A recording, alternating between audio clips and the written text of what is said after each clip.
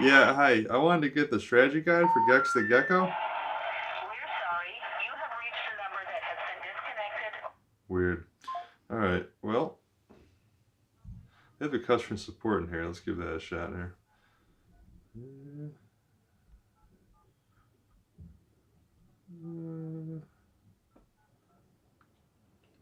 Alright, hopefully they can help me out.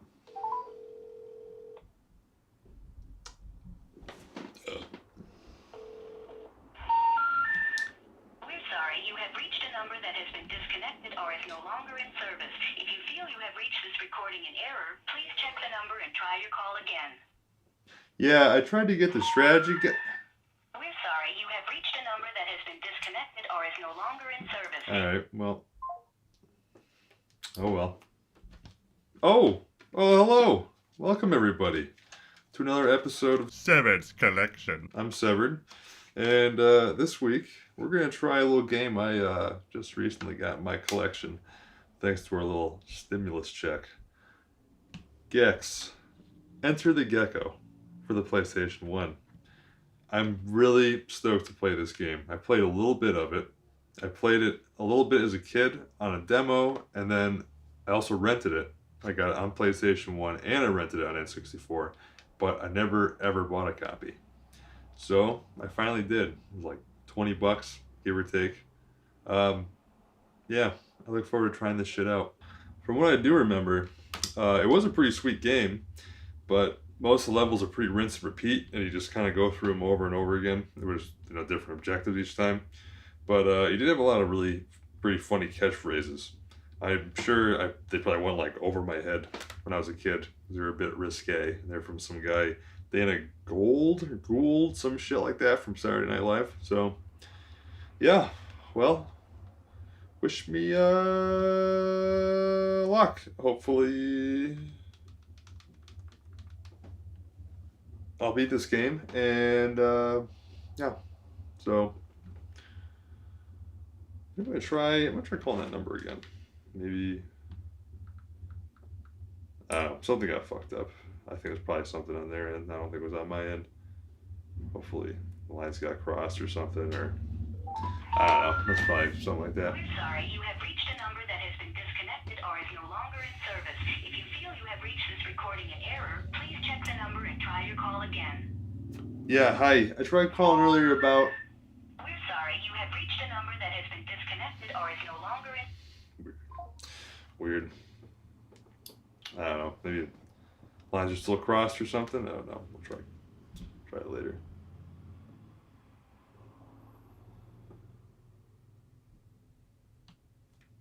Okay, it's a wrap.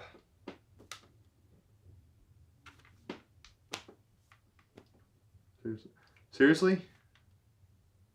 We're done. We don't have to keep fucking going anymore. What are you doing? I see you still rotating the fucking lens. Are you still seriously? Just stop. Shut the fucking thing off. Okay, so here we go. Gex, Enter the Gecko. You know, I was quite excited to get my hands in this game. Like I said earlier, I only managed to rent this game here and there when I was a child, so I was never really able to experience a good chunk of the game. I mostly have the first cartoon level beat into my head, which really felt good to finally play again after 20 years. Mr. Gex here was released for PS1 and 64, Windows PC, and Game Boy Color. This game was actually released in Europe first, and 3.5 weeks later, it made its way to North America for the PS1.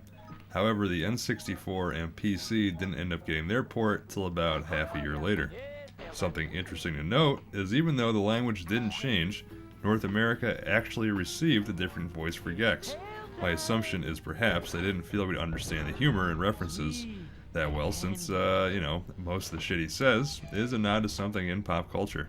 So this is actually the second one in the series. The first one was a platformer game that I hear was quite fucking difficult.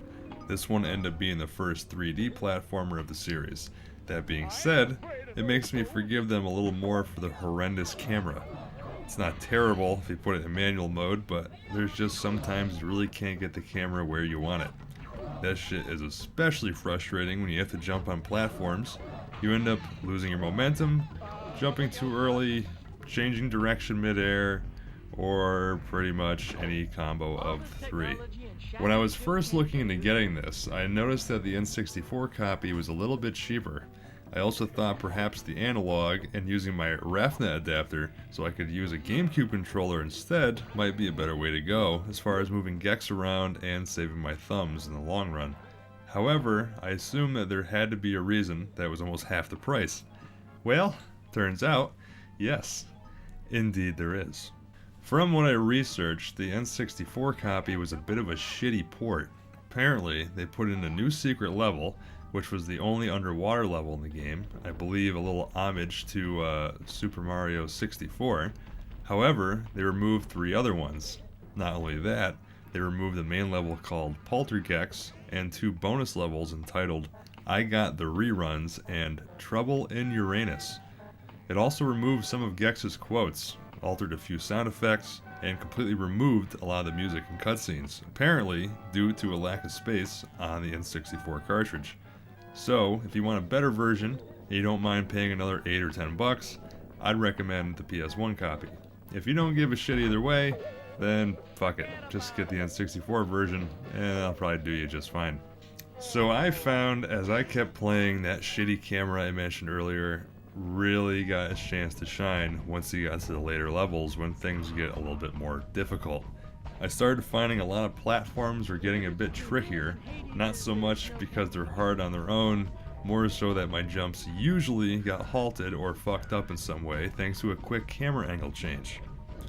I did kind of like how easy it was for you to farm lives, just getting all the collectibles along the way, which you can farm over and over again if you're really in a pinch, but with how many lives they throw at you, that probably shouldn't be necessary.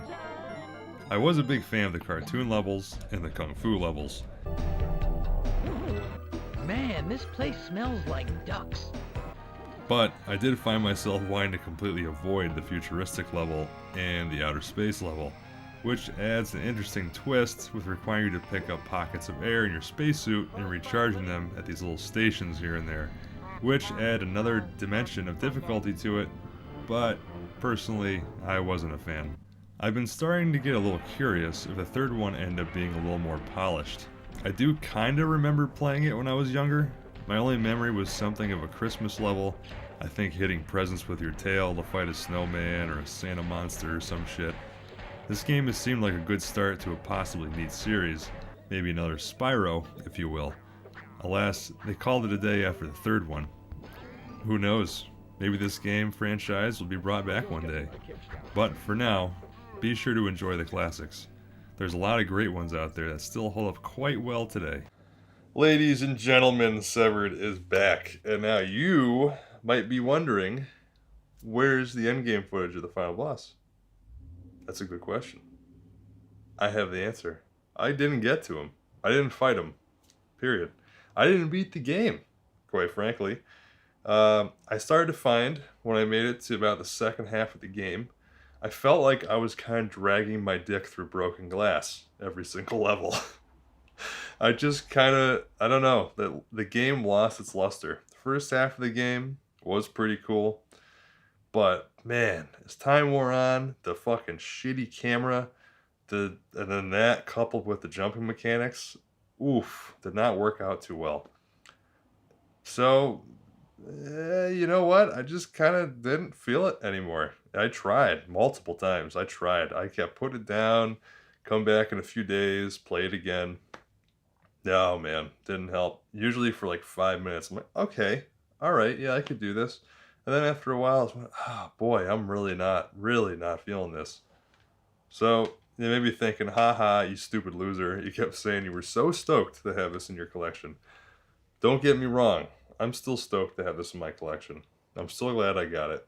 It was pretty cheap. It's a cool one just to have. Now, I know there's going to be some people who don't agree with my opinion and saying that the second half of the game was kind of ass, but it did kind of rinse and repeat a lot.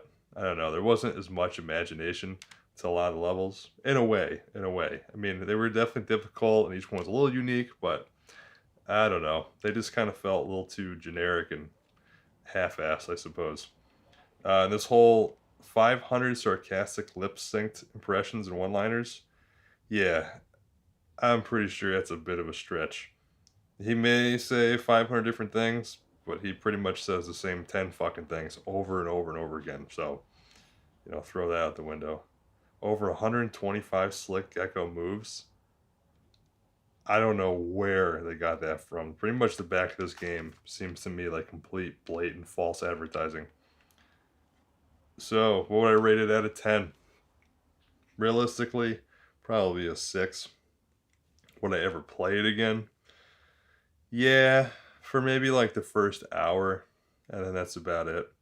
Which ironically is about as far as I got in my childhood anyway, so apparently I wasn't missing out on too much. So, that being said, I'm happy to have it in the collection. I'm not going to play it again anytime soon. And every week, or I shouldn't say every week, every time I make one of these videos, I always debut whatever kind of beer I may be having. No beer this time. I don't have any beer. Just a little bit of white wine. Chardonnay, actually. From a box.